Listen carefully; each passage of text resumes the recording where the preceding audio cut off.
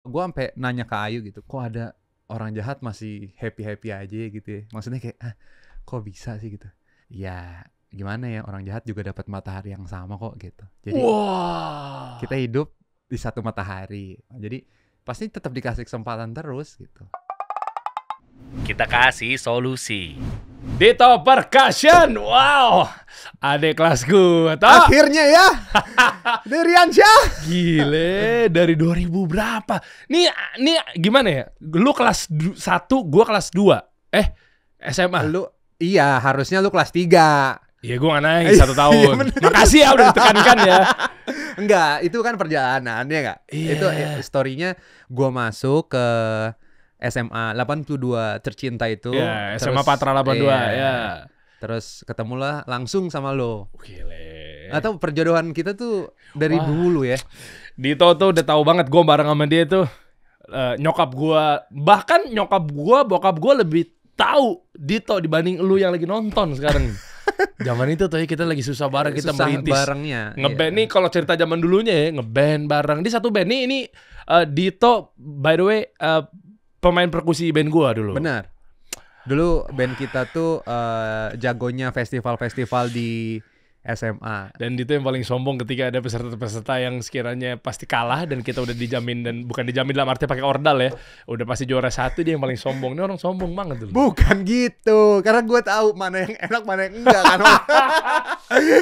Iya. Gue yakin karena memang Dito juga sepak terjangnya dulu kan pernah main sama perkusinya Glenn Fredly. Benar. Wah, zaman itu ya. Afgan. Ya.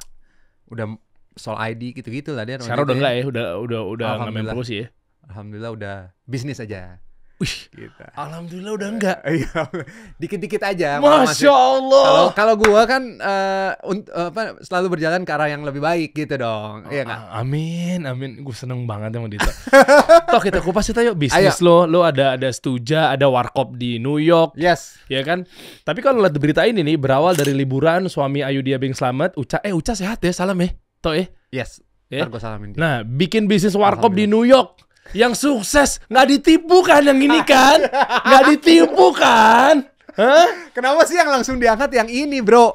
Ya karena kan lu nggak ditipu. Enggak, ini enggak. Bukan ditipu ini. Tapi apa namanya? Kayaknya kalau ini lebih kayaknya gue yang salah deh. Balik lagi, kayaknya gue yang salah. Kayaknya gue yang terlalu aware terhadap perhitungan finansialnya. Oh, gila sarkas banget. Saking aware-nya lu tahu kelemahan-kelemahan dan ternyata penipuan. Enggak nipu. Intinya enggak nipu. Mungkin partner yang di situ juga merasa benar gitu. Jadi menurut gua kayak gua kan belajar bisnis nih. Gua bangun Stuja dan lain-lain gitu ya. Jadi kan saat lo punya bisnis yang lain, jadi lo bisa membandingkan. Nah, menurut gua di situ tidak sesuai dengan apa yang gue buat di Stuja gitu. Jadi kayak laporannya, terus apa namanya, sistem pendapatannya dan lain-lain gitu. Jadi waktu kemarin pas gue buka dan gue shock kemarin tuh sempat dibilang mau move. Nah itu gue nggak dikasih tahu, nggak diinfoin intinya waktu itu kayak gitu. Terus gue tanya dong, kenapa nih? Permasalahannya apa? Oh ya udah kasih ya basic di dalam bisnis ya cuman laporan finance sih kalau gue ya. Maksudnya oke, kita tahu bahwa di lagi-lagi ya gue di sini tidak menyalahkan siapapun karena di Amerika mungkin biaya finance mahal, cuman kan gue tipenya yang mau support deh. Kayak lo minta gue datang hari ini, lo mau ngapain? Iya. Ayo kalau temen gas gitu. Maksudnya sama-sama ke arah yang lebih baik, gue mau gitu. Nah, memang waktu itu misalnya finance mahal untuk di Amerika, terus segala macem. Tapi kan gue punya tim kan di Jakarta yang sudah lumayan besar, di Bali juga udah lumayan besar. Jadi gue bisa bantuin. Nah, cuman kecewanya hari itu tidak diinfoin kalau kita pindah, itu aja sih. Jadi kayak pas gue buka dan lain-lain kayak ternyata apa namanya, ada kesalahan pencatatan. Diplomatis sekali lo ya. Kesalahan pencatatan atau memang ada manipulatif keuangan?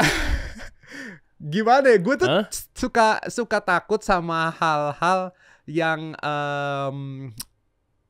kayaknya takut nuduh disangkanya. Iya, tapi sebenarnya ini jadi satu pembelajaran buat kita semua. Jadi sebenarnya kayak lu bisa bilang bahwa apa yang bener yang mana sih gitu.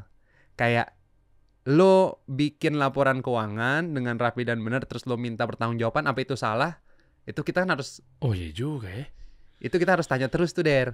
Kayak oh ini gimana? Oh jadi di sini peran partner lah, lo juga punya bisnis gitu ya. Peran partner tuh menurut gue sangat penting. Dia tahu nggak sih sebenarnya bisnis tuh apa? Gitu. Oh ngerti gue. Kerancuan lo ini gara-gara bisa jadi dia memang ternyata misalkan ini kalau kita ngomong positive thinking ya, tanpa mikir nuduh apa segala macam ya.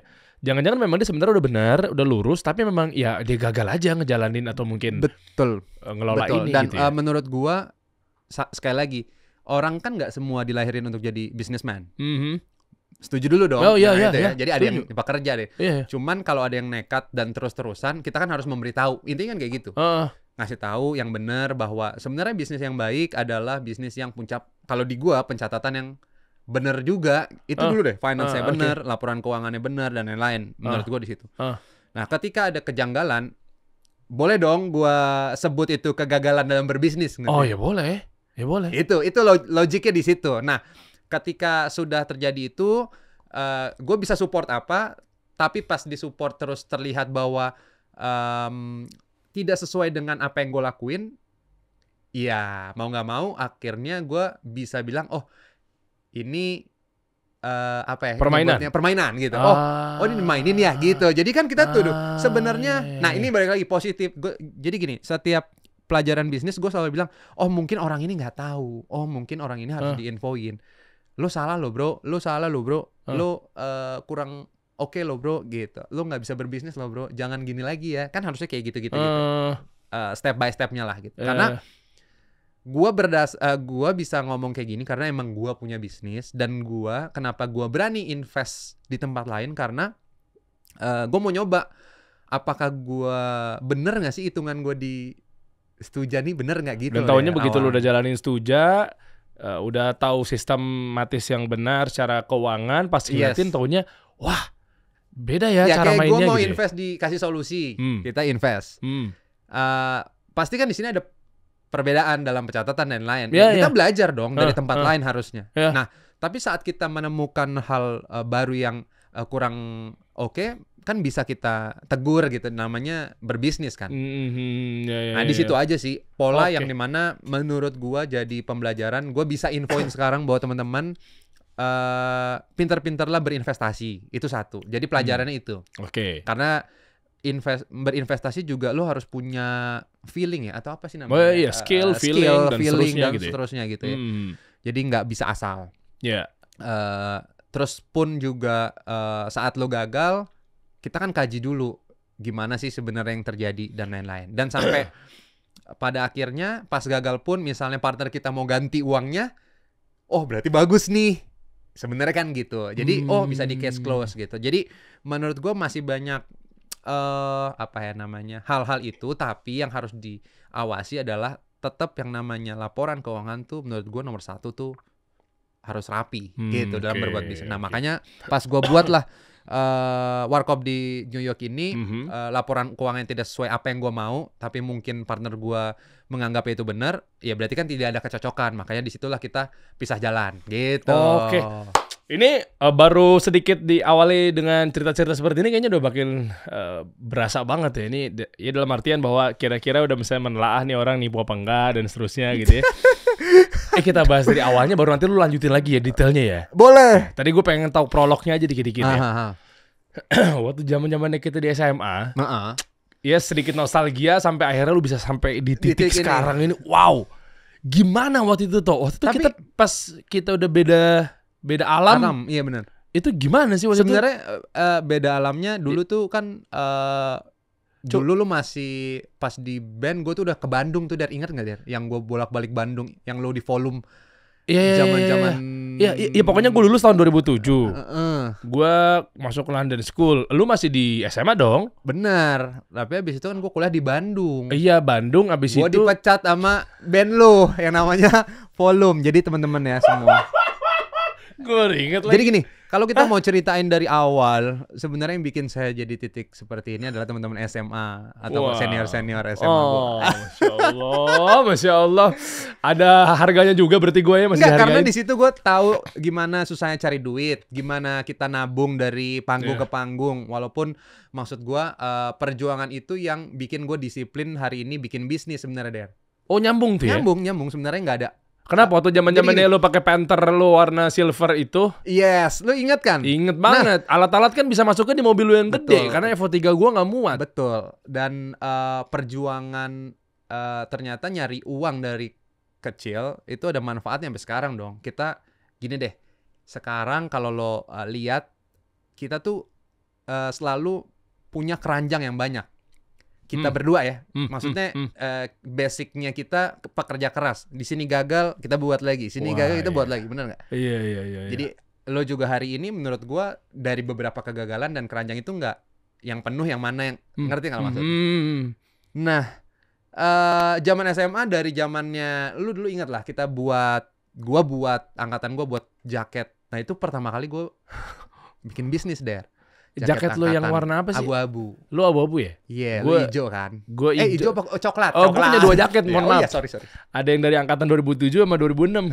Karena saya nongkrongnya di 2 angkatan, kan saya nggak naik setahun. Nah, itu tuh perjalanannya dari situ gue cari uang, terus Vespaan, ingat nggak lo? Oh iya, sama Faudi. Iya, jadi gue jual beli Vespa, upgrade lagi, gue buka Bardidos, terus gue dikecewain sama partner gue di situ. Partner lo yang sempat jadi vokalis gue juga. Iya, jadi lu partnernya Renat ya kan?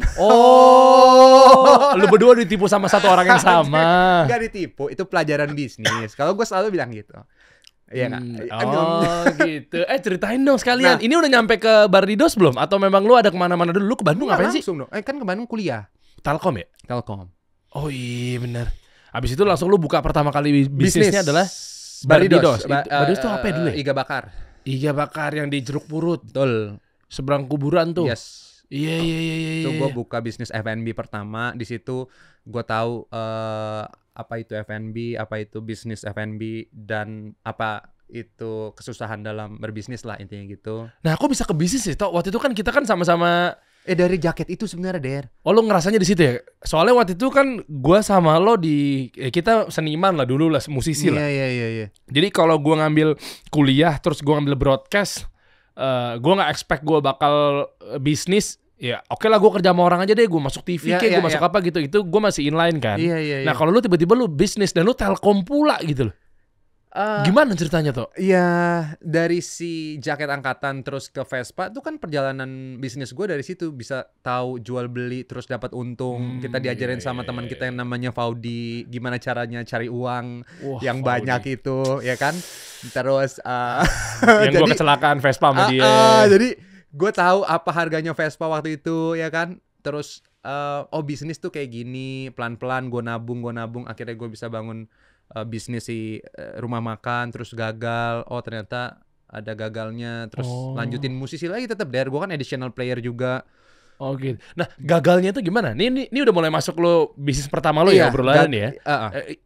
Kan sempat juga cerita begitu gue dapat kabar dari Renat, partner gue dikasih solusi Renat. Iya kan sangkatan nama lo juga kan Renat kan? Bener. Renat cerita katanya pernah dibohongi lah. Ditipu sama someone lah. Yes. Dan gue kaget kak. Serius lo sama dia lo? Dulu gue pernah juga main sama dia tuh. Dia kan adik kelas gue juga ya kan sangkatan nama gue kata Renat. Oh iya juga lo. Terus tadi kita di belakang kamera cerita ternyata lo kena sama orang itu juga. Gue bilang, hah? Ini gimana ceritanya ya? Kita buat ambil pelajaran bisnisnya adalah ya ada yang bilang kalau bahasa kerasnya mah sakleknya ditipu, penipuan. Tapi tadi lo dengan bahasa diplomatisnya bukan ditipu, tapi pelajaran bisnis. Apapun itu bentuknya, tapi kalau gue anggapnya nipu.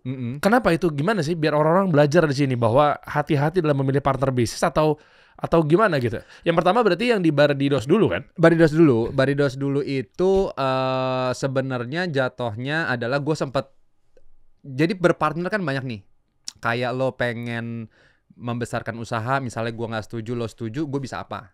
Misalnya dalam membesarkan usaha, kita mau menjembang, gue nggak setuju, teman gue setuju, karena gue bertiga 2 lawan 1 gue kalah. Oke. Iya dong. Nah, forum ya. Forum. Oke, akhirnya ya udah minjem bank. Nah, tapi dalam minjem bank apa yang dilakuin dalam peminjaman bank ini kan kita nggak tahu nih, Der. Ya kan? Apa yang dilakuin pembelian, misalnya bilang beli TV, taunya TV-nya sewa misalnya. Itu kan salah satu menurut gua ya itu nggak bagus. Nggak tahu kalau ada yang nonton tuh bilang bagus atau itu cara. Ya ini balik lagi bisnis, perspektif dan lain-lain. Gue sangat hati-hati banget lah intinya di forum ini, di tempat gue bisa ngasih tahu. Tapi intinya sebenarnya apa ya namanya, kalau udah tahu bahwa mencium aroma-aroma kayaknya nggak bagus nih, ya mending cabut. Bener nggak lo?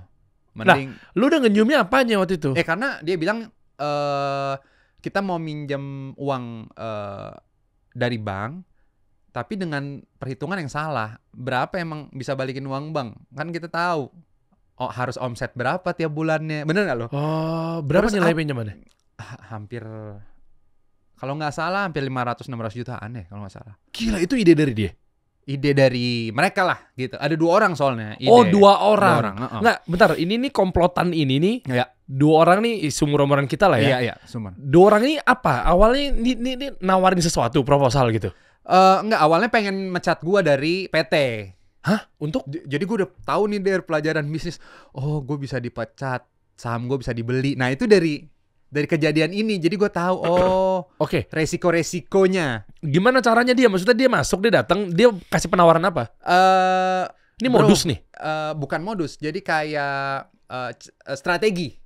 Misalnya lo mau nyingkirin gue, lo kan harus bergabung dengan Renat untuk nyingkirin gue. Oke. Lo datang ke gue, Aha. lo bilang, Tok. Ini awalnya nih ya? Iya, Tok. Oke. Karena lo nggak in charge, sahamnya kita beli aja deh. Mau nggak?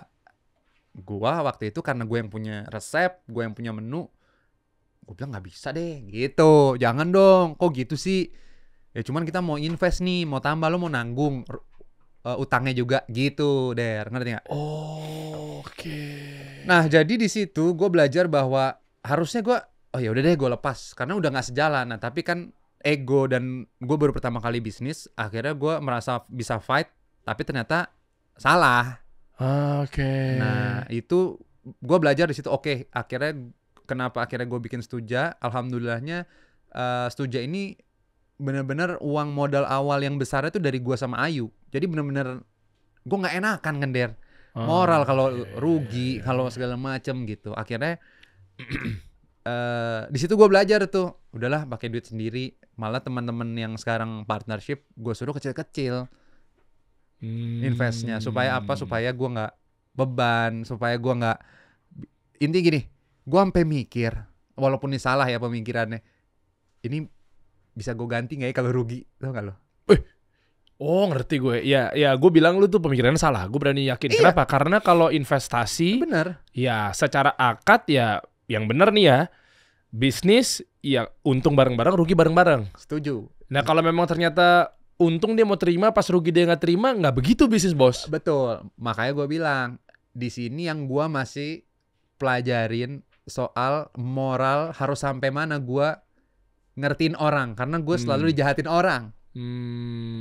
Okay. Paham gak maksudnya? Iya. Kayak anjir kok gue diginiin sih. Emang gue udah jadi orang, kayaknya gue udah jadi orang baik deh gitu loh. Emang gue nipu apa gitu. Selalu tuh kalau gue investasi terus gagal. Makanya gue bilang ya udah deh. Insya Allah sekarang gue punya Stuja, punya ini. Kalau aja mau partneran, alhamdulillahnya ya jalannya lancar sih sekarang. Maksudnya ada yang partneran masuk, gue bisa balikin dividen, bisa balikin uangnya dia, gitu-gitu sih. Oke. Nah kalau kita bahas Bardidos lagi nih, sekarang statusnya udah nggak ada nih. Udah nggak ada. Udah tutup lah ya. Nah puncak-puncaknya bahwa nih orang nih nggak beres, partner lo di situ ya, terus akhirnya terbukti misalnya disinyalir dia ternyata begini atau manipulator atau apapun itulah. Itu pas lagi poin di mananya tuh puncak-puncaknya? Jadi gini, menurut gua ketahuannya baru akhir-akhir ini, akhirnya muncul berita dia nggak benar. Teman-teman gua cerita ke gua, taunya lo yang benar, taunya ini. Maksud gua bukan gue yang nunjukin. Jadi ini juga, ini perjalanan yang menurut gua tenang, lo baik, lo dibantu sama Allah. Ngerti nggak maksudnya? Iya. Nah, ini menarik ya. Berarti kan ada pas pas bangkrut itu lu belum tahu bahwa ini ternyata ada manipulatif di dalamnya. Nggak ada. tahu deh umur berapa. Oke. Gua umur. Terus bangkrutnya kenapa? Habis aja udah gitu. Habis, nggak bisa bayar sewa. Oke. Nggak bisa beli bahan baku. Udah tutup tuh. Nggak bisa gaji orang. Terus tutup dengan utang. Dan harus kita lunasin. Utang bank yang ide dari dia itu? Yes, utang bank yang ide dari mereka. Oke. Dan si uangnya tadinya diutangin buat apa? Pengembangan? Bukan pengembangan cabang. ya, bagusin tempat. Oh, ini nih gue lagi telah pelan-pelan nih. Bagusin tempat yang dimana sebenarnya nggak perlu. Jadinya kan sebenarnya habis bangunin tempat. Makanya itu perhitungan itu di saat muda menurut gue masih salah. Jadi habis bangunin tempat kan harus naikin yang namanya harga makanannya lah. Jadi kita tadinya jualan 19.000, tiba-tiba naik ke 60.000. Siapa yang mau beli? Ya nggak, jadi nggak laku tuh. Nah lo bagusin mau pakai AC kek, mau pakai ornamen apa, tetap nggak kena gitu menurut gua. Jadi nggak dapet tuh poinnya. Nah terus uangnya habis aja gitu. Uangnya habis, terus kita bilang ini minggu depan tutup nih, sebulan lagi tuh. Ya udah, terus karena di situ gue masih kerja nyambi sebagai additional player dan lain-lain, gue masih bisa balikin gitu deh, balikin nyicil bertiga karena kita pernah dimasukin 2 orang lagi, tapi 2 orang lagi nggak ikut nyicil. Jadi intinya udah complicated lah di situ. Tapi itu pelajaran pertama sih buat gue soal bisnis. Gitu, belajar jebret, udah deh tuh nggak buat bisnis, gue additional player terus ngembangin, gue main di mana-mana ya kan. Additional baru gue bikin Stuja Coffee yang di Cipete. Pertama tuh. Gue pernah meeting ke tempat lo tuh. Masih ada nggak sih di situ? Masih ada ya. Nah itu bareng sama siapa? Sendiri awalnya. Bukan bareng sama yang orang enggak. Nipu lo itu. Dan gue kan senangnya emang sama teman-teman deket lah ya. Jadi akhirnya ada satu partner gue yang sampai sekarang ada sama gue. Jadi akhirnya gue tahu kenapa gue partner sama dia nih. Siapa? Gue kenal nggak? Kenal. Siapa? Si Beto Cineremas. Bener. Yang rumahnya di ujung gede banget. Iya. Dia udah kayak nggak butuh duit lah gitu. Ternyata harus cari partner yang nggak butuh duit. Iya. Jadi pelajaran banget. Itu banget dimana saat lo buat bisnis lah, apapun itu, kayak sekarang gue buat bisnis, ternyata kalau emang lo punya banyak pemasukan dari yang lain, bisnis malah lebih segar kalau gue ya. Kalau dianya juga pasif. Kalau dianya juga enggak, dia yang running, bantuin gue running. Tapi guanya tuh juga ada pemasukan bukan dari bisnis doang. Jadi nggak ngoyo, ngerti nggak lo bisnisnya? Jadi nggak hanya bergantung pada satu usaha ini aja. Gitu. Itu yang gue pelajarin. Kenapa gue nggak pernah berantem sama dia. Terus kita saling dengerin. Kan gue banyak ide sama Ayu yang kayak, kita buat ini abis traveling, anjir, buat bangun ini segala macam. Dia yang nenangin, tenang toh. Kita di sini terus rapi lah keuangan gitu. Maksudnya gue tahu gini. Jadi awalnya kita buka Stuja tuh gue punya modal. Gue sampai bilang gini, Beto nih. Iya, partner gue bilang, lu masukin 10% aja deh, jangan banyak-banyak, gue takut ini rugi gitu. Boleh tau gak modalnya berapa? Awalnya 300 juta. 300 juta berarti dia cuma 30 juta? Iya. Karena lu takut di situ tuh ya. Takut. Dan 30 juta kan cuma kayak segininya Beto doang kan? Ya gitu Allah. Aduh. Ya teman-teman nih kalau tahu dulu partner kita. Toh apa kabar Beto? Ya Allah kangen banget gue. Jadi Beto itu tuh dulu tuh sempat kita. Amplinya masih di lu tuh Dar. Gue lupa. Enggak, udah gue balikin. Istrinya Wiki. Istrinya Wiki. Jadi waktu itu Beto, kita sempat mau bikin studio lah ya. Gara-gara udahlah ada pernah nyewa studio gitu kan, bayar sama orang apa segala macam, meskipun punya omnya Wiki juga. Bener. Wiki ini gitaris kita dulu. Dia itu adik kandungnya Mas Brian Salon Seven, drummernya. Drummer ya benar. Mas Brian ya kan. Nah, terus akhirnya nggak ada alat-alatnya nih dalamnya, pakai apa nih? Jadi emang dulu tuh anak-anak nggak berguna kita seperti ini yang kerjanya memperalat orang tuh luar biasa dulu tuh. Jangan dicontoh bagian itunya ya, tapi kerja kerasnya insya Allah boleh dicontoh lah. Iya. Semangatnya gitu ya. Akhirnya gue mikir gimana ya. Oh iya kan ada Beto. Tiba-tiba gitu gue. Ada Beto, tenang aja, nanti kan paling sama Beto. Tapi emang dia terkenal sebagai juragan ya. Juragan zaman gitu. dulu ya. Memang dia ATM berjalan kita ya pada saat. ATM berjalan. Enggak, tapi akhirnya waktu itu kita pinjam, terus gue udah balikin. Udah Ingat. semua ada di studio Wiki, abis itu baru kita balikin semua. Dia punya studio waktu itu. Oh tuh Beto itu ya. Beto itu partner gua. 30 juta bos Tuja. Masuk lah. Oh, oke. Terus mungkin berhasil karena waktu itu dia masih kerja, belum join sama Stuja, dia masih kerja juga di salah satu perusahaan. Jadi ya udah kita bangunnya dengan santai, nggak ngoyo, yang benar-benar tertata gitu. Karena memang produk-produk di Stuja itu memang ciptaan gue sama Ayu. Jadi memang gue tahu cara buatnya, bukan kayak misalnya punya artis doang. Jadi gue tahu prosesnya, gimana nge-roasting, gimana bikin kopi jadi enak dan lain-lain gitu Der. Nah, hari pertama kita buat jebret lah, meledak, rame, ya udah sampai sekarang. Alhamdulillahnya. Dan di Bali tuh Stuja juga? Setuju juga. Sekarang ada 8 kita. Nanti lu ceritain juga ya, gue pengennya ngurut sih kita ngobrolnya sih. Jadi kenapa lu jadinya ada pilih Bali, kenapa di sana juga gede. Bahkan Bali, ini gue tebak aja, revenue-nya pasti lebih gede yang di Bali dibanding yang di Jakarta. Bali ya, karena lebih, ada guanya, terus habis pindah. Ya F&B, ini buat teman-teman juga yang nonton, F&B itu kuncinya ngasih nyawa ke tempatnya. Makanya lu bela-belain ke sana. Yes. Enggak juga sih, bukan. Enggak buat kontrol banget kan. Tapi gue pindah dulu baru jadi Stujanya Der, bukan karena Stuja. Gue kepo deh kenapa lu tiba-tiba pindah ke Bali ya, sekeluarga sama Uca sama. Nanti lo jawabnya, jangan jawab dulu. Gue pengen urutannya jadi ngobrol kita tuh ada nostalgia. Ya gini lah, kalau nostalgia kan kita jadi kemana-mana. Gitu Der. Nah, oke. Akhirnya lanjut. Ngebut jadi tuh Stuja, terus lu punya kan gue pernah sama lo juga ya yang podcast lo sama Tara apa namanya? Dari tadi yuk. Dari tadi itu gue sempet support juga tuh. Bukan support lagi, lo kan yang waduh, apa namanya ya? Nge-brand yang branding apa ya? Ya nge-konsep ya. Konsep lah ya. Kerangkanya lo mau kayak gimana nih? Iya. Ininya. Ya Allah, inget banget gue. Iya kan udah dibayar kan Der ya? Udah lah gila. Anjir, gue gini, Dery minta gaji segini nih. Dia di radio bagus. Waktu itu Dery sama Tara radio produser ya. Lu produser ya Der? Gua enggak, direktur program, program director ya. Director. Jadi hari itu ya nyambi lah ya. Kita awal-awal podcast lah tuh 2020 ya. Iya, akhirnya Tara punya podcast bareng sama lu, terus gue ke kantor lo yang di Fatmawati, Cipete ya. Masih nggak sih itu? Masih. Dan itu kan gue ngeliatin pas gue datang tiba-tiba lu udah banyak PT-nya, banyak di sana kan. Nah, ini makanya gue mau kupas banget nih.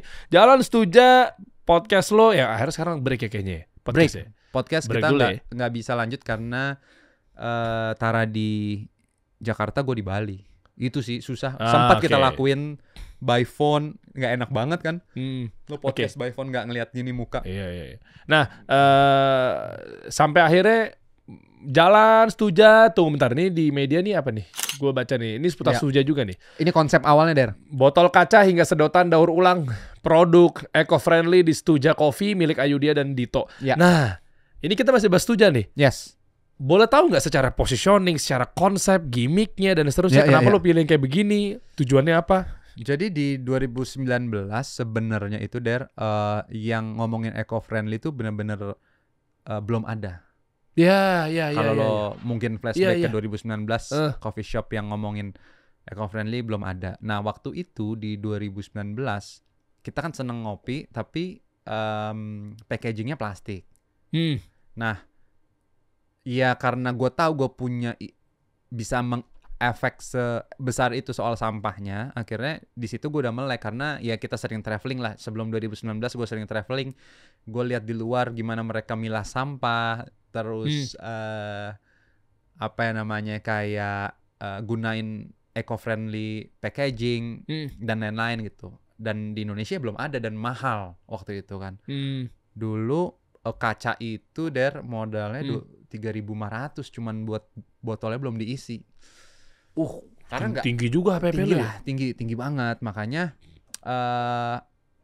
hari itu kita kayak ya udah deh, kita punya tagline-nya cuan tipis tapi bumi nggak nangis. Cuan tipis. Cuan tipis tapi bumi nggak nangis. Asik. Maksudnya gimana tuh? Untungnya dikit deh. Untungnya dikit tapi yang penting gue tuh bermanfaat buat bumi. Iya, karena kalau nggak gue yang gerak dari awal waktu itu gue gerak, siapa lagi nih yang punya efek? Makanya gue bilang, untungnya gue punya pendapatan di luar bisnis kopi, benar nggak? Ya, oke. Ya, jadi bukan cari duit di situ lah. Jadi gitu mau intinya. Marginnya tipis, yang penting lu udah punya. Iya, yang penting ada orang kerja bisa gue gaji ini. Karena ya sekarang hari itu sehari 300 cup der, satu toko. Gue gak tahu itu sehat nggak? Dikit. Bukan masalah sehatnya, 300 kalau dikali 30 udah 9.000. Oh, untuk plastik satu untuk toko pencemaran ya? Iya. Oh, ya waktu itu kan bener-bener ini gimana caranya supaya kita punya solusi sama-sama lah. Iya. Dan sampai hari ini akhirnya gue pun baru menemukan solusinya untuk recycling project itu. Jadi bukan hal yang mudah. 2019, 2020, 2021, 2022, 2023, 5 tahun gue bangun itu untuk nyiptain. Gue harus buat apa ya buat sampahnya. Masih gue pikirin. Gitu sampai sekarang deh. Jadi maksudnya daur ulang segala macem butuh modal yang besar, butuh support yang banyak, ya kan? Kayak nggak semudah itulah. Gitu. Wah. Dan itu yang kenapa gue buat Stuja sebenarnya bukan untuk bisnis, gimana caranya gue bisa bikin si recycling project itu sebenarnya itu. Dan ngefek nggak? Atau minimal ke kode nggak tuh si brand-brand di luar sana yang pakai plastik lah apa segala macam? Iya, dan yang penting sekarang gimana kita ciptain tempat buat recycling nih, harus di misalnya lo ke depan rumahnya udah ada tempat recycling, kan sebenarnya itu harusnya. Ya. Ada yang mungutin sampai sekarang udah mulai kan ekosistemnya udah mulai melek, udah mulai banyak lah apa tempat-tempat yang bisa jadiin second option, misalnya setelah lo daur ulang lo jadi meja, jadi kursi dari plastik-plastik itu ya perjuangan harus dimulai kan, kalau nggak susah kan. Wih gile. Gue liat ini profit with purpose nih. Jadi ngejar profitnya tapi dengan tujuan yang jelas, positif. Ya, tidak merusak yang lain, orang-orang dan sekitar gitu ya. Nah, ini berarti total udah berapa tahun itu ya Stuja ya? 5 sekarang. Udah 5 tahun. Iya. Oke, dan ini ada hubungannya nggak sama warkop lo yang ada di New York? Nggak ada sama sekali sih. Tapi abis dari Stuja lo bikin itu? Yes. Gara-gara ada Stuja, gua mau ngebandingin bisnis gua tuh di Stuja benar atau enggak dengan cara invest di tempat lain. Oke. Nah, hari itu yang ngajakin invest atau yang gua mau invest, sebenarnya bisnisnya bagus banget. Cara delegasiin, warkop di luar negeri, di New York. Viral kok, Der. Iya. Semua orang ini, segala macam bagus. Cuman viral aja kan nggak cukup. Gimana lo bikin bisnis bertahan? Jadi sekarang buat teman-teman juga mungkin kalau lo lihat bisnis rame, nggak usah ngiri. Karena belum tentu dalamnya bagus. Jadi lo usaha aja dengan apa yang lo punya, bener nggak lo? Iya bener. Kalau bisnisnya rame, lo lihat nih. Rame, jangan ngiri. Jangan-jangan foundernya lagi ketipu sama partnernya. Ya, gua nggak ngomong ya. Ya kan, warkop lo yang New York juga begitu kan? Iya, rame, bagus. Kena juga lo. Tapi dengan orang berbeda kan? Dengan orang berbeda, bukan sama yang jadi ketipu lagi. Bukan ketipu aja kok. Gitu ya, jangan gitu dong, Der. Ketipu kan? Iya, inilah dibohongin lagi. Nggak sesuai ekspektasi. Nah, itu lebih tepat, bukan ketipu. Tidak sesuai ekspektasi saya. Ekspektasi saya yang ketinggian. Bener nggak? Iya dong. Oh iya, bisa sih. Cuma gue mau ngecek dulu nih, gue mau observasi lebih dalam nih. Yes, apa nih? Dari segi apa dulu nih lu melihat akhirnya ada kejanggalan? Ini ya laporan gini deh. Coba warkop mana? Ini nih. Iya. Nih kan tuh. Terbaru warkop. Nah, makanya kan gue bilang terbaru warkop. Ada 5 bisnis gue. Gue kan bikin. Apa ini sih, coba deh. Pertama usaha gue sama Ayu di konten kreator. Jadi gue bikin personal brand tuh bisa dibilang klien brand nempel sama lu, tap in, endorse gitu lah ya. Sponsor Ironman gue, perjalanan olahraga gue, terus parenting kan tap in tuh semua sama kita kerjasama, kita bantuin mereka promosi dan lain-lain gitu lah. Nanti lu ceritain juga yang Ironman yang triathlon lari lo itu ya. Oke, terus yang kedua gue punya Stuja coffee shop F&B yang sekarang udah ada 8 toko gitu ya, Jakarta dan Bali. Terus gue punya merchandise-nya, dari merchandise-nya Stuja turunannya lah kalau orang bilang. Terus abis itu gue buat propertinya karena gue gambar-gambar cafe shop gue. Akhirnya Beto kan arsitek sebenarnya. Akhirnya udahlah kita buat properti. Akhirnya gue main di arsitektur dulu sekarang. Properti di bidang apa aja nih lo garapnya? Tahun ini mau ke developer, jadi kita mau bangun perumahan gitu-gitu. Oke. Jadi kita mau coba main di situ karena arsitekturnya udah jalan, udah aman gitu. Maksudnya awalnya arsitek doang, gitu. Jasa arsitek, gitu. Nah, abis itu turunannya ada ruang dengar Stuja tadinya, tapi sekarang lagi gue hold dan itu tidak berhasil bisnisnya. Gue bikin media kayak kasih solusi gini, tapi di bidang musik, di bidang konser, di bidang podcast juga. Tapi nggak berhasil, nggak berjalan karena harus banyak mungkin punya AE ya. Gue nggak punya AE tuh di situ deh. Modalnya kurang lah, modal gue kurang lah. Jadi gue udah habis lumayan untuk ngegedein itu, tapi ternyata nggak works gitu. Dan gue sadar, intinya gue sebagai businessman tahu ini nggak bagus nih. Jadi gue berani tutup. Gitu ya, ngomong dan jujur. Oke, jujur tutup gitu. Gak bagus di media. Dan ini lagi gue racik lagi ulang gimana saya supaya menguntungkan. Dan terakhir ya itu gue invest di beberapa tempat. Nah, salah satunya Warkop ini. Oh, jadi ini Warkop udah ada terus lo invest di tengah jalan? Belum. Jadi misalnya lo ngasih proposal, gue tertarik, gue invest ya di Warkop gitu. Oh, ini cikal bakalnya akhirnya lo dikadalin. Enggak dikadalin, baik kok dia. Oh, kan gue nggak tahu, maksudnya gue nggak nyebut nama. Pokoknya intinya, misalnya gue nih, jadi bisnisnya. Bener ya, nggak nyebut nama ya kita ya. Oh iya ya. Enggak lah, ngapain? Kan ini buat ambil pelajarannya. Bener. Oh, ada banyak lagi di sana ya partner gue kan. Emang ada siapa aja? Ada lah. Jadi pelajarannya ambil pelajaran. Jadi orang ini datang nih, ini orang ini nih misalnya nih. Okay. Tim karena mereka bertim. Oh, mereka bertim. Ini sama tim. Yang di Barbidos. Beda lagi. Oh, beda lah ya. Jadi ini ada 2 komplotan nih ya. Nih mereka tim berapa orang? Bertiga. Udah bertiga jadi terus dia nawarin ke lo. Iya, presentasi. Biasalah, kayak, kita bangun bisnis yuk. Gue yang mau juga. Jadi kayak ini seru nih Warkop, gue invest dong. Gitu, gue yang mau, Der. Oh, ya berarti dia nggak salah dong. Memang nggak salah kan gue bilang. Dia nggak salah. Cuman cuma kita pas jadi investor kan harus ada laporan keuangan. Dia nggak bikin. Kan itu doang. Berarti ya nggak bikin mah fatal toh. Nah, ya udah. Kan gue juga. Enggak, lu nanya nggak? Dia laporannya ini ada penjualan nggak? Ini kalau memang misalnya sepi tapi mana buktinya pelaporannya? Kan wajar laporan keuangan, masa nggak ada? Dia minimal tiap bulan mahal, bayar orang di New York kan gitu. Mahal. Dan kita sibuk di sini, dia bilang gitu. Nah, di situ lo gue baru tahu. Oh ya udah, berarti nggak cocok dong. Ngerti nggak? Cuman gue kecewanya adalah diinfoinnya tiba-tiba mau pindah. Gue shock gitu sebenarnya. Pindah apa? Ya ceritanya dia pindah padahal mah tutup. Pindah tempat? Iya, ceritanya nih. Dia announce nih. Mereka announce tutup. Pindah tempat, Der. Gimana bunyinya? Kami pindah ya. Moving gitu. We are moving. Tapi ternyata ya. Enggak, bentar deh. Gue harus clear dulu.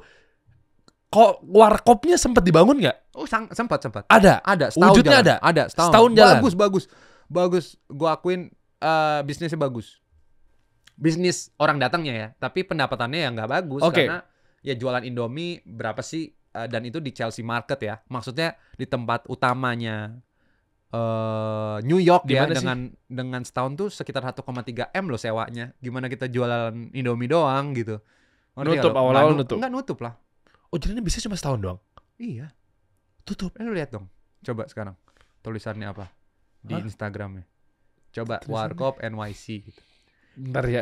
Iya. Soalnya ada orang juga diundang sama stand up comedian senior Ya dia artis lah. Oke, dia penulis juga. Ngundang orang yang bahas ini. Oh. Pas gua cek ternyata katanya partner lu. Oh. Gitu. Gimana? Gitu nah. Kan We Are Move tuh Der. Mana sih coba. Nih, coba dah lihat di sinilah. Warkop. Ya itu buka situ aja. Iya, tuh. Itu udah. Ini kan viral nih Warkop NYC. Ya, itu kan We Are Moving. We Are Moving. Oke, Nah. ini coba klik ya. Jebret. Coba nih, We Are Moving. Stay tuned about our new updates. See you soon. 2023 ya, April. Nah, ini pas kayak gini gue nggak tahu Der. Gue nggak dikasih tahu nih. Tiba-tiba. Makanya gue shock. Makanya di sinilah gue ngamuk. Dalam artian ngamuk. Kok lu? Gue kan partner. Ada grup bareng-bareng kok nggak diinfoin sih? Gitu ceritanya. Akhirnya gue come up. Ya udah deh. Mana laporan keuangannya? Nggak bisa ngasih. Ngerti nggak lo? Akhirnya selesainya. Kita akhirnya ngobrol. Dia kecewa nih karena gue naikin ke sosial media gue. Dia kecewa. Tapi nggak usah diinin kan bisa baik-baik gitu. Kayak sekarang nih. Misalnya naik nih. Dia kecewa nih. Cuman dia balikin duitnya dengan cara nyicil. Nah cuman maksud gua buat teman-teman di luar yang punya bisnis segala macem, ya kalau bisa jangan kayak gitulah. Harus kita tahu kok rugi untung rugi. Makanya lo bilang kan akadnya jelas. Untung rugi gua mau terima. Oke. Cuman dalam berbisnis untuk merelakan rugi lo harus tahu juga laporan keuangan. Kan sesimpel itu, Bro. Clear begitu lo pas baca. Iya nih, kita rugi, nggak ada yang datang. Alhamdulillah kita udah pernah buka. Makasih ya. Kan salaman, Der. Baik-baik dong. Enak kalau begitu ya. Tapi kenapa dia takut? Karena susah buat laporan keuangan tuh susah. Makanya gue dari awal gini. Alhamdulillahnya kenapa gue berani ngomong? Karena dari awal gue mau support, Der. Karena gue punya tim finance di Stuja. Benar nggak? Iya, ya kan lu bisa pinjam itu. Benar. Mana sini gue bantuin, mana bondnya, mana pembelian awal. Kan gue punya bisnis, bro. Jadi gue tahu dari awal. Enggak? Kayak mana susah toh bondnya nggak ketemu, keselip, ini bla bla bla. Lo tunda. Akhirnya membahayakan buat lo sendiri. Dan gue jadi berprasangka buruk. Nah, disitulah di sini kenapa gue bilang kayaknya lo nggak bakat deh bikin usaha. Ngerti nggak? Iya, terus ngapain pakai proposal? Ngapain proposal lu? Ya kita harus ada yang ngasih tahu dong. Lo nggak bakat berarti jangan gitu lagi. Lo pekerja aja karena dia kerjanya bagus misalnya. Ngerti nggak lo? Oke. Dan sekarang dia ngapain? Tim itu ya kerja masing-masing. Ada yang di mana, ada yang di mana. Ya, oke. Dan taunya tutup itu lu cari tahu apa dia ngaku atau gimana? Kok masa tiba-tiba lu nggak tahu begitu ada We Are Moving, terus tiba-tiba tutup gitu? Lu tahu tutup dari mana? Ya dari Instagram, gila. We Are Moving itu tutup. Jadi bukannya moving. Nah itu maksud gue, taunya tutup sama moving. Jangan-jangan memang waktu itu pas lu baca We Are Moving, oke, satu dia udah salah sih, tiba-tiba lu baru tahu. Tapi kan kita bukan anak kecil lagi baca moving, berarti pindah store nih. Enggak, Der. Moving ya.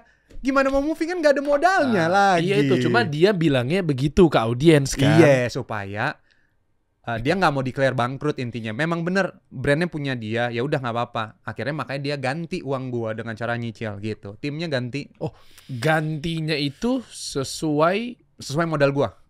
Jadi gua nggak rugi nih. Diganti 1,5 tahun ini. Alhamdulillah. Oh, oke. Tapi gini toh, gue coba di tengah-tengah ya, objektif ya. Kenapa lo minta ganti? Kan rugi bareng-bareng. Kan karena nggak bisa ngasih laporan keuangan. Oh iya. Udah selesai di situ. Cut. Itu. Dia merasa salah dong. Iya. Dia minta maaf. Iya. Oke, gue maafin. Dia kecewa nih misalnya. Kenapa lu ngomong di media? Oh enggak, karena menurut gue nih harus ada dilurusin. Karena gue shock. Kenapa nggak dia nggak? Isus juga yang mau ngarang-ngarang berarti ada etiket baik juga dong. Oh betul. Makanya gue bilang cuman jangan terus dipakai gini untuk pola-pola yang lain.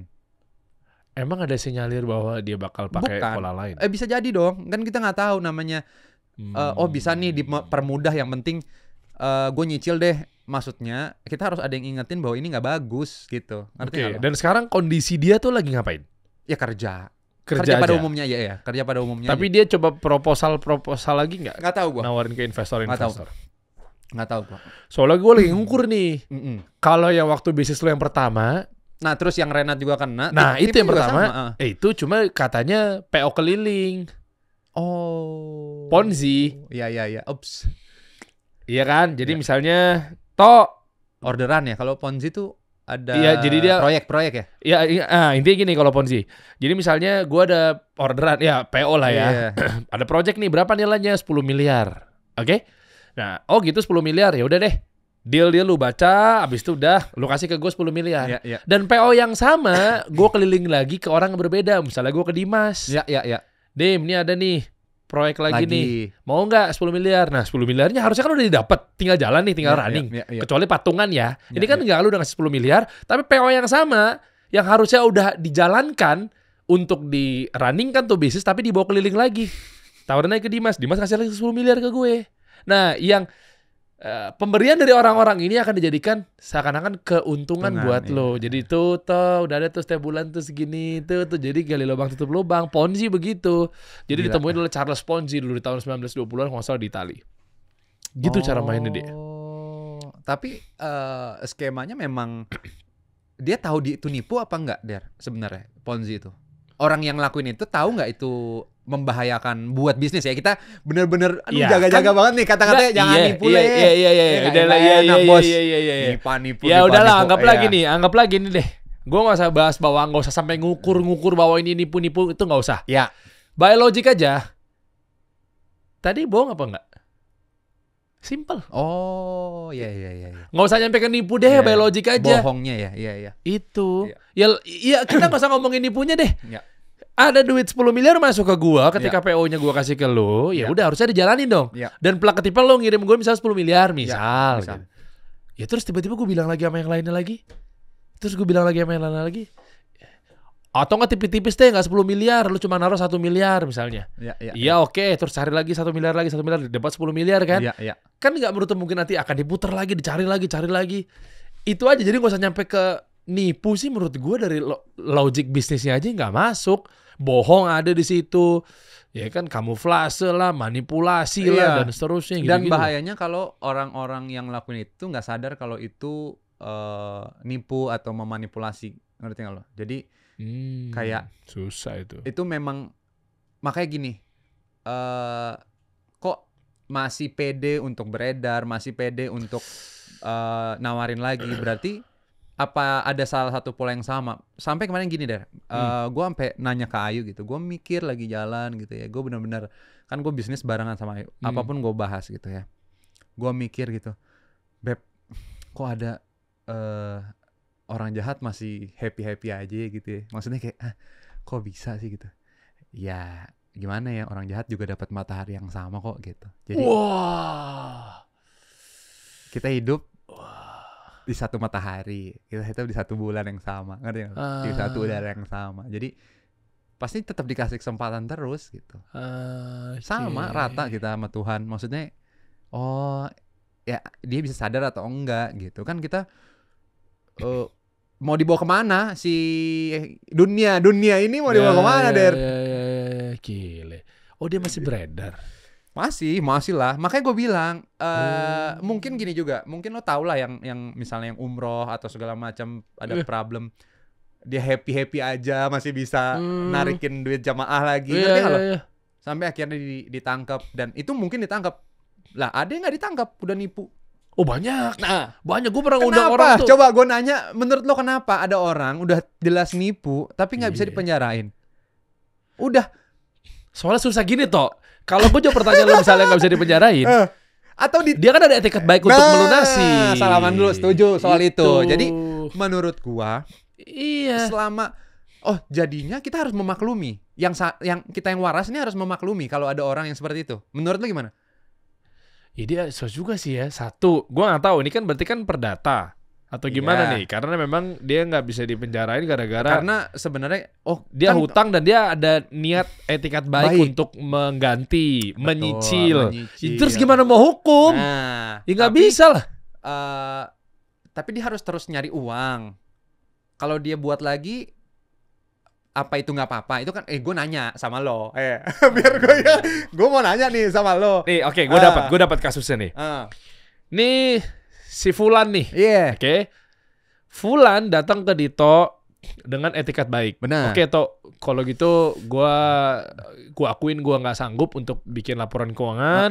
Gua akuin bahwa gua bikin lu kecewa karena gua nggak bisa membuktikan bahwa ternyata laporan-laporan pemasukan pengeluaran yang benar seperti apa. Dan gua punya etikat baik, gua akan ganti untuk mengembalikan karena di sini gua dia disinyalir bahwa gua tidak bertanggung jawab. Oke. Deal. Berapa lama bro? Kan lu nanya gitu kan? Ya semampu gua nggak bisa. Lu kasih 1,5 tahun. Berapapun ya udah. Gue cicil lah 8 juta. Gue cicil lah 1,5 juta. Spesifik tuh. Terus, oh sama banget ya makanya. Kayaknya ada siapa kan si Fulan. Oh Fulan ya.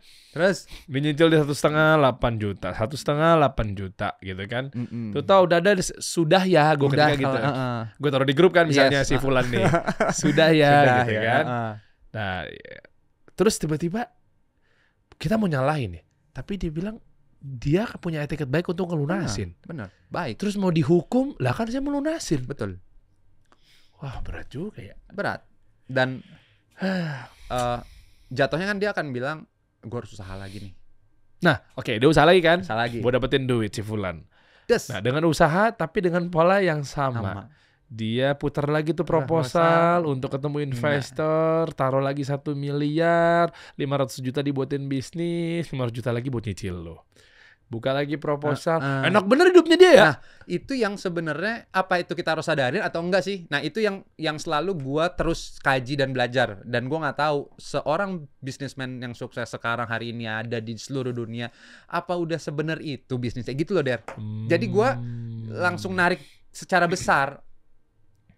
Oh ya udah deh, gue nggak usah peduli deh dengan sekarang ya hari ini tuh gue kayak dari gue nggak usah terlalu, karena anjir pas gue liatin Der, gila banyak banget yang korupsi, sama aja sebenarnya. Oh dia korupsi juga? Bukan, orang-orang lain koruptor ditangkap berita sama kok Der. Dia happy aja keluar, emang terus stres. Ya happy aja sih hidupnya. That's the point bro. Jadi lo mau ngurusin orang itu, atau ya sekarang balikin ke diri lo maafin, let's go, move. Nah itu gitu sih, itu lebih bijak dan lebih nggak stres. Nah cuman ya terus, tapi gue harus belajar sama orang yang pakar, harus diapain sih sebenarnya orang-orang kayak gini. Karena belum ada jawabannya menurut gue. Lu udah nanya siapa aja? Adalah partner-partner bisnis yang lebih besar kalau gue ketemu gitu. Ya dia pasti juga, gue tahu kayak nggak bersih tuh nggak bisnisnya, ngerti kalau kayak wah ya salah lah gimana ya, kayak pasti dia juga pernah kesalahan. Jadi gue belum di lingkungan circle yang mungkin ketemu sama beneran orang. Mungkin nah kita ngobrol nih gimana bisnis, kasih solusi Der. Nih gini ini. Jadi kan itu harus terus gini ya, bisnis itu harus terus berkembang dan belajar dengan orang yang pas dan circle yang pas. Gitu. Iya, cuma tadi gue agak kaget juga kalau dia masih berkeliaran dan bahkan pernah ada di podcast besar juga gitu. Oh banyak, maksudnya. Makanya gue bilang kan, berani. Mungkin kalau diundang ke sini dia bisa cerita. Karena kan udah pernah, partnernya juga pernah ke sini kok. Partner. Udah, nggak usah. Lanjutin nih. Partnernya? Nggak Der, udah. Nggak yang mana? Udah. Partnernya dia yang berarti partnernya pernah. Berarti gue pernah ngundang penipu dong? Bukan partnernya, mantan partnernya. Penipu. Enggak lah pokoknya. Mantan partnernya. Iya. Gue udah di warning nih sama mantan partnernya, jangan bener. Tapi kan gue orang baik. Nih, gitu. Maksudnya gini, gue tutup mata. Jadi gini, kita kalau nggak kena sendiri, gue tipenya nggak ini adalah nggak usah dikasih tahu, biar orang-orang penasaran. Nggak gondang sebagai apa?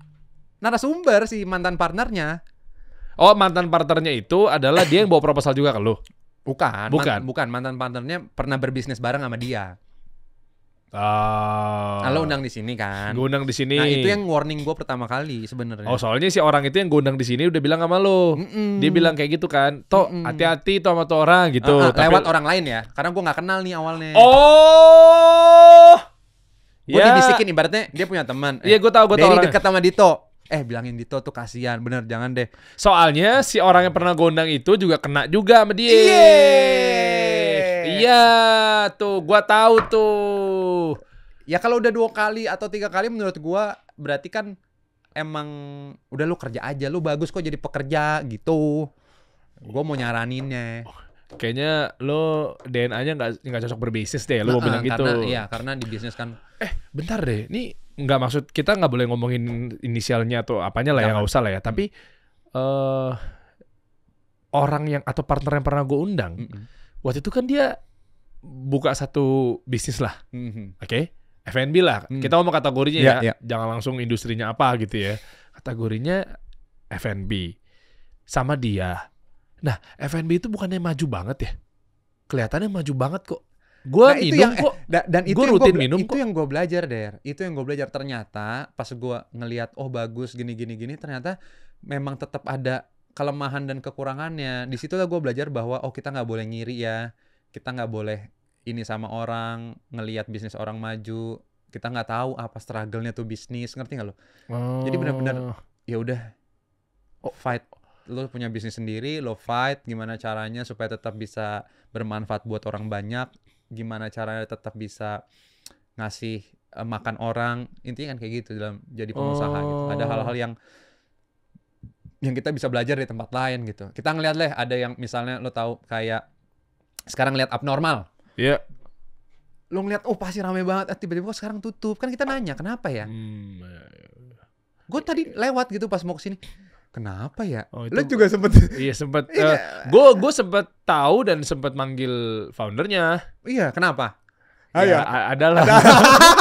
Ya kan, gue kan kayak penasaran, kayak apa emang ya udahlah gitu kan, kita nggak tahu ya, Der. Oh iya, berbisnisan deh.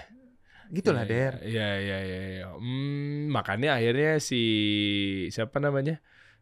Tempat ini mau nggak mau tutup. Mau nggak mau. Waduh. Tutup. Warkop kita tutup. Belum ya. Gue nggak bisa bilang tutup karena udah dibeli lagi sama mereka. Udah dicicil lagi kan ke gue. Jadi gue nggak berhak untuk bilang itu tutup, berarti masih move. Karena kalau misalnya gue bilang tutup berarti gue salah info dong. Berarti sejauh ini mereka akan move sih gitu ceritanya ya. Yang dia buat di Instagram itu gitu. Nah akhirnya dengan lo banyak masalah, stres misalnya dan seterusnya, ini gue tebak ya. Apakah pelampiasan lo tuh akhirnya jadinya olahraga, lo maraton, lo triathlon, lo Ironman dan seterusnya itu? Ini ada hubungannya nggak? Dan sejauh mana nih aktivitas ini akhirnya, apakah memang ujung-ujungnya juga tetap lo jualan dalam tanda kutip, ada brand yang masuk, bisa dijual lah intellectual property-nya lah. Nah menurut lo tuh kayak gimana tuh? Ini ya kan. Tapi memang kalau mundur ke tahun 2006, 2007 gitu ya sekitar berarti berapa tuh? 23 tahun yang lalu, enggak ya? Ya bener kan? 18. 18 tahun yang lalu teman-teman. Dari kami dulu punya band itu yang memang atletis dan olahragawan hanya Dito. Gua nggak kaget sih Dito sekarang mau lari. Lu istilahnya manjat tebing sampai awan juga gua nggak heran sih Dito. Memang lu dulu se-atletis itu ya. Tapi maksudnya gue penasarannya kok bisa pindah cabang olahraga dari renang ke lari dan seterusnya. Jadi kalau dibalikin lagi ke dalam kehidupan, Der, intinya adalah sebuah konsistensi. Berarti gue nggak lepas dong dari konsisten olahraga. Ya kita akuin memang. Jadi sebenarnya bukan tiba-tiba gue melakukan ini. Memang dari kecil gue suka olahraga. Gue konsisten. Sama halnya sama bisnis berarti kan. Atau sama halnya apa yang gue suka dalam hidup dan kenapa bisa sukses hari ini karena apa? Konsisten. Jadi kalau tarik benangnya pas gue ditanya orang misalnya kayak gini, gue emang sekonsisten itu ngelakuinnya. Walaupun misalnya pernah off, pasti pernah bosen, pastilah namanya manusia pernah struggle gitu ya, tetap males atau capek. Tapi gue suka. Lain itulah yang gue bawa gitu. Jadi proses demi prosesnya, mungkin lo tahu juga gue sempat jadi atlet kan? Renang. Iya, lu atlet renang. Gue inget banget dulu. Sempat jadi atlet renang, terus dia nih. Di situ berprestasi, tapi gue melihat wah gimana ya waktu itu jadi atlet belum tentu bisa ngidupin kehidupan kayak, ngerti kalau waktu itu kan stigmanya dulu gitu. Kayak gitu 2008 ya 2009 kayak segituan lah. Gue ngadu lah sama kalian nih, gimana nih gue harus lomba gua, aduh. Dia waktu itu kita cekcok mulu tuh sama dia tuh. Iya. Toh latihan toh Iya. nanti ada kita perform di sini toh ada lomba festival band. Dulu lawan kita The Massive, inget banget nggak? Dulu The Massive masih Massive tuh Massive, namanya ya. tuh. Iya kan? Pokoknya kita tuh juara 1, juara 2, juara 1. Pokoknya kalau nggak dia juara 1-nya kita juara 2-nya ya. Kalau kita juara 1 dia juara 2-nya dan seterusnya. Nah, itu kan susah banget tuh nyari jadwal lo. Bener, makanya gue bilang kan, kayaknya after high school itu, after SMA, gue tuh stop there. Gue kuliah, gue nggak terlalu ngejar lagi jadi atlet. Terus tetaplah olahraga. Tiba-tiba gue nikah lah sama Ayu. Oke. Di saat gue nikah, ternyata gini, kita kan visioner nih. Iya. Tahu gue nebak. Wah, gue harus ngeset 5 tahun ke depan, bukan hari ini, ngerti nggak lo? Iya. Di saat orang belum pakai brand di sini, gue udah pakai hari itu. Oh iya. Gue 2015 deh udah pakai, atau 2014 ya gue udah pakai gitu. Abis nikah tuh, gue inget gitu, gue udah menjual IP dan keseruan itu untuk brand gitu ya. Oke. Yang dimana itu kreatif ide gue gimana caranya supaya brand mau tap in. Karena kan susah jadi atlet nih, siapa yang mau sponsorin, berangkat ke sana, orang gue bukan atlet beneran, gue ini recreational atlet lah ngomongnya gitu. Gue cuman suka olahraga. Tapi ternyata proses untuk olahraga itu kan nggak semuanya mudah ya. Kayak lo harus bikin orang lain gimana supaya juga ikutan olahraga. Ternyata itu banyak animonya besar tuh. Akhirnya gue bikin hashtag Run Baby Run, bikin orang yang mager jadi lari. Dapat IP itu, brand lihat, di tap in lah sampai hari ini. Oh, jadi tuh baju yang lu pakai itu tuh semuanya support lu berarti ya? Support ya. Tapi ini emang event apa? Ini Iron Man yang kemarin, ini gila-gilaan nih. Gue persiapin ini tuh 4 tahun der. Gue finish itu 11 jam. Lo bayangin 11 jam 47 menit. Berapa kilo? 220 kilo. 220 kilometer. Dan lu finish ke? Nggak tahu ya. Kalau finish berapa ya? Okay. Mungkin di bawah 100 atau. Yang pertama siapa? Ada, udah atletnya. Maksudnya kita kan recreational ya. Iya. Maksudnya bukan dan di sini gue ngajarin bukan soal lo dapetin juara 1, 2, 3-nya, tapi gimana lo fight sama lo latihan, lo fight sama lo saat start terus sampai finish, gitu-gitu ya, Der. Dan lo semangat lo on terus tuh gimana tuh? Banyak pikiran. Apa hubungannya? Tapi kan lo nanya, apakah ini pelarian? Mungkin. Oh. Jadi gue tuh selama misalnya lari Der, suka mikir bisnis gue gimana ya, seru nggak ya gitu loh. Dan bisa selama itu happy. Oh iya. Jadi pelariannya lo ke lari ya jadinya. Iya, ke ya? lari, ke olahraga, ke sport. Alhamdulillah ke situ hal-hal positif kan. Oh mantap. Ya. Ini bisa gue tebak nih emang Dito nih dari dulu. Memang dia gue nggak bisa diem juga Der. Lo nggak bisa diem, dia pemikir dan seterusnya gitu ya. Dan kalau gue boleh tebak-tebak lagi nih, gue yakin bahwa kayaknya lu bisa semangat terus, bisa fresh terus dan seterusnya. Apa jangan-jangan lu minum hidrokoko kali ya? Bisa jadi. Weh, ya enggak. Nih, langsung ya. Hidrokoko original. Ini nih Tony. Jadi buat teman-teman semua nih, kalau lu pengen kayak Dito ya, tampilnya lebih fresh. Lu pokoknya visioner, ya enggak sih? Boleh diminum Der? Boleh dong, minum dong. Lu coba. Mantap. Coba. Wih. Wah, boleh nih. Mantap ya. Jadi sponsor gua. Hidrokoko. Catat tuh Hidrokoko. Ada di baju itu boleh lah Hidrokoko. Boleh. Nanti lu bikin lagi berarti kan? Ini kan akan berkala kan? Akan, dan gua punya goals tuh udah ngesetnya 10 tahun Der. Nah, itu cocok nih. Nih gua kasih tau buat teman-teman nih. Apalagi buat Hidrokoko itu sendiri deh.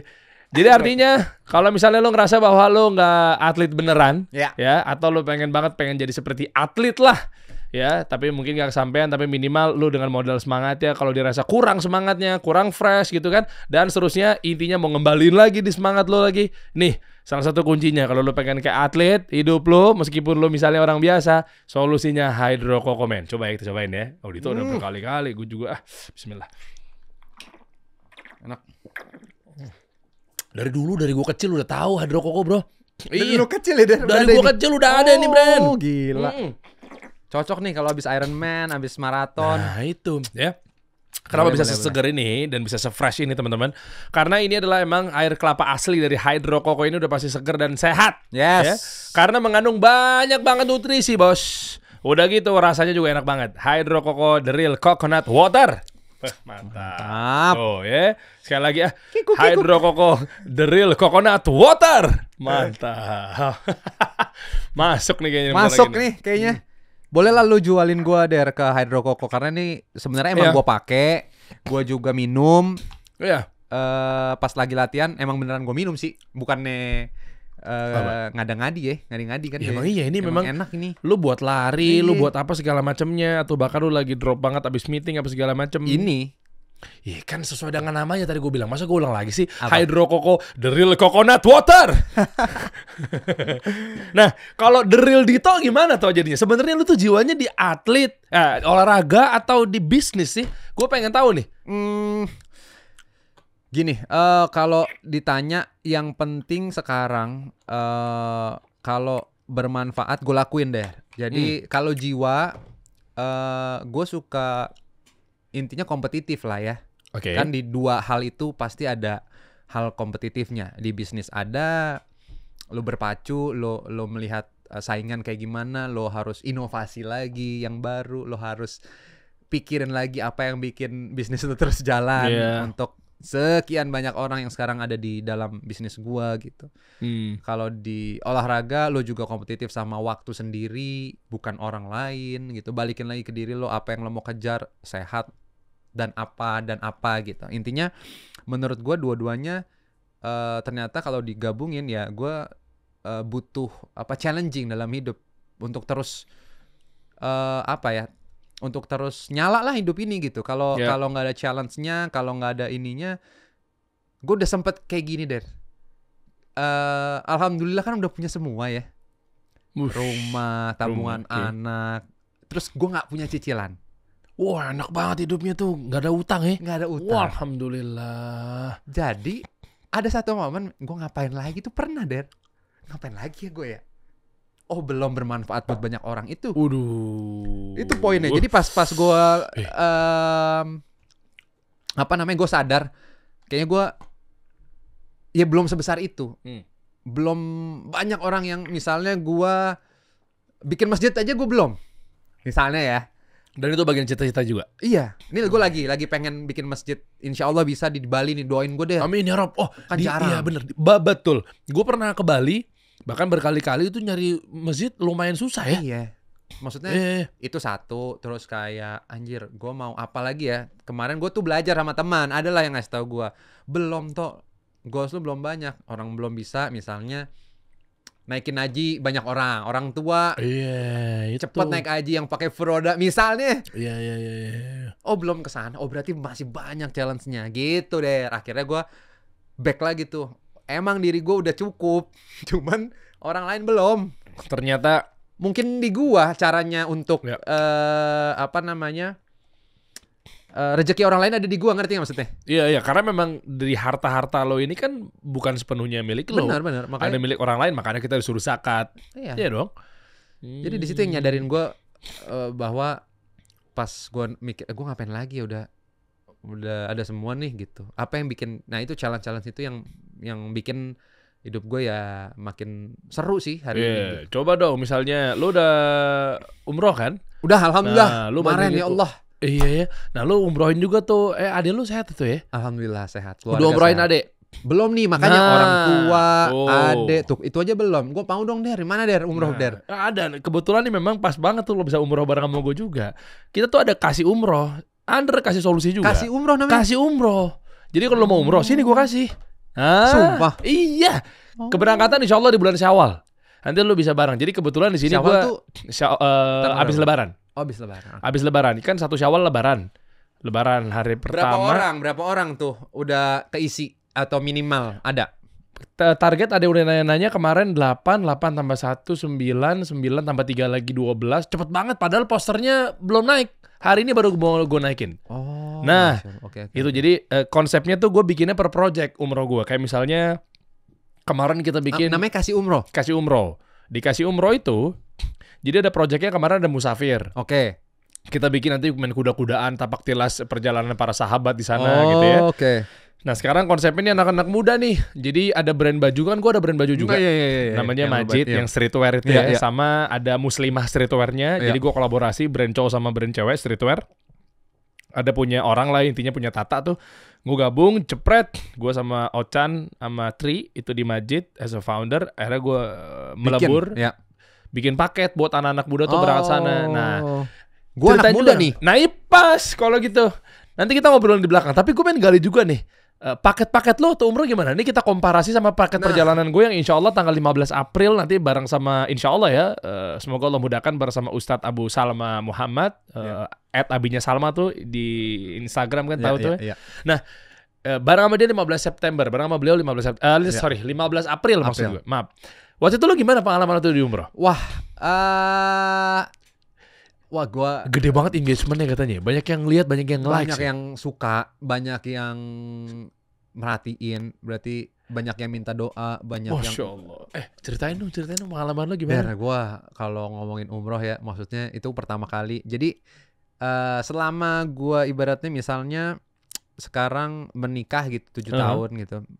Kemarin-kemarin tuh orang nanya, kan gue sering traveling, gue camper van segala macam. Orang penasaran kenapa gue nggak pernah umroh. Kenapa gue nggak pernah jalan ke sana? Ternyata memang itu gue siapin semua. Gue ngelihat skala pas pada umurnya. Skala umur 7 tahun. 7 tahun ya. Dia udah tahu zikir, dia udah tahu ibadah. Jadi kemarin gue bawa tuh enak banget Der.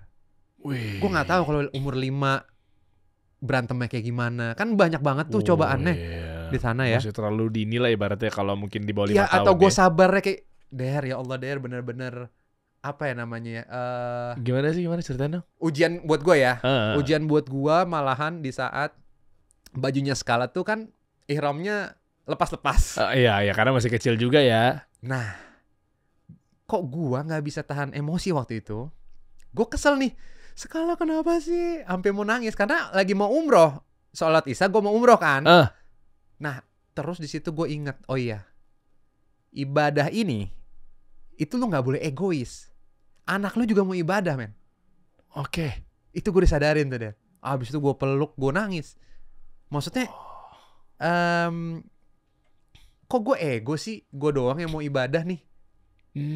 Gue pas gue sadar ya, maksudnya, anjir. Anak gue nih juga mau ibadah. Maksudnya dia kalau dia nggak tenang, gue nggak tenang dong. Ngerti nggak lo? Jangan lo mikirin diri lo sendiri gitu ya. That's the point, bro. Itulah di situ gue belajar. Semuanya, wah bener-bener ya di sana. Gue ngelihat semua rata ciptaan Allah. Maksudnya gue kan alhamdulillah dikasih rezeki bisa ngelihat dari kamar lantai 49 gitu. Hotel mana? Hotelnya? Fairmont. Wah, Fairmont. Lah, lu mandiri umrohnya? Mandiri. Sendiri lah, iya. Sendiri mandiri lah ya? Ngomong apa sih sekarang? Mandiri Iya, mandiri lah ya. Sendiri gue deh. Di Hotel Fairmont lantai 49. Iya. Lu mampir yang ke lantai 29-nya enggak? Musola? Bukan. Tempat dinernya. Oh enggak. Dinner tuh 29 pas 9 ya? Gue lupa. Gue cuman ke hotel. Hotelnya pas 9 kamar lo? Iya. Oh ya enggak, di 29-nya. Enggak, gue gak lihat, men. Ada. Ya. Wih, itu dinner-dinernya yang bisa langsung point of view Ka'bah juga. Sama. Nah, 49 itu gue ngeliat manusia kecil dan ada view-nya kan, ada view gunung. Jadi apa kita? Gue sampai lo lihat di postingan kita apa kecil. Wah, gue berkali-kali dari sadarin. Maksudnya, aduh gue mau berbuat udah baik. Ini lo lihat ya. Mana sih? Lo lihat nih. Yang mana? Itu ya? Insya Allah. Gue doakan kalian. Kita tuh kecil, ngerti gak? Sampai gue lihat, men. Seiprit, men. Lu mau sombongin apa di dunia? Wah, rindu banget deh. Rindu banget. Gue sampai, wah udah deh. Gue sampai gini, ya Allah, lu udah ngasih gue rezeki, bisa ngasih lihat ini, terus gue bisa share gitu ya, bahwa kita diingetin gitu. Lihat tuh berapa juta orang yang kesana, berapa banyak itu, dan di situ kan gunung ya, Der. Iya. Jadi kita bener-bener tahu gitu kayak, waduh. Dari point of view segini aja gunungnya kelihatannya kecil kan, apalagi kitanya kan. Berarti kan kita parah banget kalau mau sombong, mau menghina orang. Wow. Makanya gue selalu, ya udah deh. hati-hati banget. Misalnya ada yang sakit hati atau ada yang ini, gue bener-bener kayak jangan sampai deh gitu. Karena menurut gue ya udah tinggal kita berbuat baik gitu, ngerti nggak lo? Oke. Itu men, makanya gue mau umroh, lo ngajakin berapa kali, ayo deh gas, gue udah sekarang. Bener ya? Iya. Masya Allah. Ayo nanti gue insya Allah nih tanggal 15 April. Ya paketnya waktu itu lo apa aja? Nih sebelum gue coba ntar. Aduh, jangan ikutin kita ya. Kita tipenya bukan, maksudnya destinasi wisata yang nggak di ada luar deh. ibadah umrohnya. Kagak ada kan gitu, males kemana-mana, harus naik Uber, harus naik ini. Gue takut lah, males gue. Haram, Masjidil Haram, hotel, makan kepala kambing, udah gitu doang, nggak ke tempat pariwisata. Nah kenapa lu nggak ke situ-situ? Pengen nggak? Kalaupun ada yang kesana, pengen nggak? Gue kenalin lo misalnya gini. Biasanya nih, ini umumnya travel umroh nih keren, bagus gitu ya. Yaitu misalnya ada perjalanan 9 hari, let's say. Iya. Umumnya 9 hari lah ya. Lu berapa hari? Gue 12 hari ya. Oh mantep tuh. Nah umumnya 9 hari. 9 hari ini di luar umrohnya ada macam-macam itu ya. Ada macam-macam. Dan biasanya kalau kita ngomonginnya kota atau wilayah, itu cuma dapat satu. Contoh di luar Makkah Madinah, biasanya kalau 9 hari paket umumnya yang standar gitu ya. Di luar Makkah Madinahnya ada Taif satu. Atau bukan dan ya, atau di luar Makkah Madinahnya Al-Ula. Jadi pilih tuh di antara Al-Ula apa Taif gitu. Ya kan, kalau Al-Ula yang kalau lo tahu misalnya di situ ada padang-padang pasir besar, terus ada yang kayak batu gajah gede, Elephant Rock itu dan seterusnya. Nah, ya alhamdulillahnya Masya Allah gitu ya, gue dimudahin dapat ya, dari tim, dari support tim-tim sekitar gitu dan lain sebagainya, dikasih umroh ini. Gue bisa bikin bukan 9 hari tapi 11 hari di luar dari kebiasaan pada umumnya, plus di luar Mekah Madinahnya 2 kotanya juga masuk. Jadi ada Mekah Madinah, bukan cuma Taif saja atau Al-Ula saja, tapi Mekah Madinah, Al-Ula, Taif. Gila. Gue bisa bikin begitu. Gue bisa bikin insya Allah udah dapat semua kemarin, gitu maksudnya. Dapat semua. Bahkan gue kasih bonus lagi, satu lagi bisa berkuda. Bisa berkuda di sana. Di Madinah tuh ada tempatnya ya, bareng sama Ustadz Fauzi. Di sana ada beliau di Suara Madinah, itu ada stable-nya. Gue bisa jadi 5. Mekah Madinah, Al-Ula, Taif, berkuda. Itu gue bisa set insya Allah nih. Bismillah nih 41 juta men. Wis. Bisa semua itu udah dapat. Lo tinggal cari, boleh deh, lo cari paketnya kayak begitu.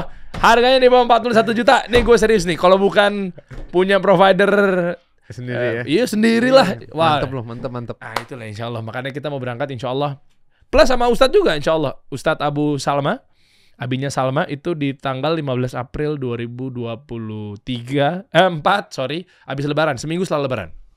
Lo lebaran di mana? Lebaran insya Allah di Mekah. Lanjutin aja tuh. Iya benar. Gue 5 hari sebelum itu pengen berangkat lagi kita cari. Gila banget Der, pengennya gue. Oh iya, jadi lu lebaran di sana, berarti lu sebulan terakhir Ramadan lu udah di sana? Enggak dong. Lah kan lebaran di sana. Kok sebulan terakhir sih? 5 hari sebelum. Sebulan terakhir, astagfirullah. 5 hari setelah lebaran. 5 hari di pengennya ya, Ramadan. 5 hari Ramadan. Itu udah di sana. Udah di sana. Pengen ngerasain. Kemarin dengar kata orang, enak ini enak. kayak gini. Gue pengen rasain. Ya, tadinya kita, gue udah pernah. Lo udah pernah Ramadan puasa di sana, atau sama keluarga. Itu cakep, bro. Tapi ya FYI padat banget. Iya benar katanya itikaf segala macem, penuh banget masjid, nggak ada yang bisa keluar segala macam gitu kayak. Iya. Tapi ya pengen nyobain aja. Cuman kalau nggak pun tadinya gue pengennya sih Desember, always Desember. Dingin. Iya, enggak juga karena memang skala libur kan, ngikutin jadwal anak gua kan. Karena sekarang kan udah sekolah dan lain-lain gitu, kayak wah ini wajib sih gitu. Dan ya skala happy. Jadi kemarin pas gua nanya sama anaknya happy, dan ya karena di Bali juga Der. Jadi gua harus terus tempel dia kan. Di Bali kan untuk pelajaran muslimnya segala harus dari orang tua dan guru les ngajinya dia kan gitu. Gitu sih sebenarnya gue pengen banget. Boleh aja kalau misalnya bisa bareng ya April gitu ya. Ayo boleh. Ya habis lebaran ya. Nah itulah, jadi ternyata apa kesimpulannya, bahwa secara spiritualisme kita lihat kita ini kecil tadi ya, kita ini bukan siapa-siapa, Makanya dan nggak mungkin orang begitu balik ke sana pulang terus nggak pengen ke sana lagi, nggak mungkin. Karena memang tanah suci ya tentunya pasti udah Allah berkahi, Allah muliakan dan seterusnya, itu pasti luar biasa tuh. Wah, kehebatannya dua tanah suci ini nih. Ngeri banget. Dan lu ada kemungkinan nggak bikin coffee shop atau warkop di sini? Kan warkop di NYC, di New York City kan kemarin juga qadarullah gagal. Mungkin. Insya Allah gue mau buat, gue lagi coba ya, kemarin gue juga ngobrol ketemu sama foundernya Tuku, Tio, di sana pas umroh bareng. Gue pengen banget buka di Madinah atau Mekah gitu. Wah, Madinah tuh cakep banget tuh. Iya, di Pelataran Nabawi kemarin kita udah ngeliat-liat tuh, Der. Cuman memang harus perlu orang lokal kan. Nanti siapa tahu lo punya partner di sana segala macam bisa support. Partner gue ada kantor juga di sana, partner Kasih Solusi. Oh gitu? Iya. Halid Bakadam tuh ada kantor di sana. Gue mau banget, Der. Waduh, bro.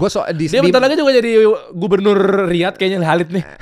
Karena gini, dia bolak-balik situ mulu dia. Karena si Nabawi sekarang itu punya stool-stool tempat jualan lucu-lucu, Der. Baru kemarin open dia. Yang di Madan. Samping Madan. Iya, samping Hotel Madan.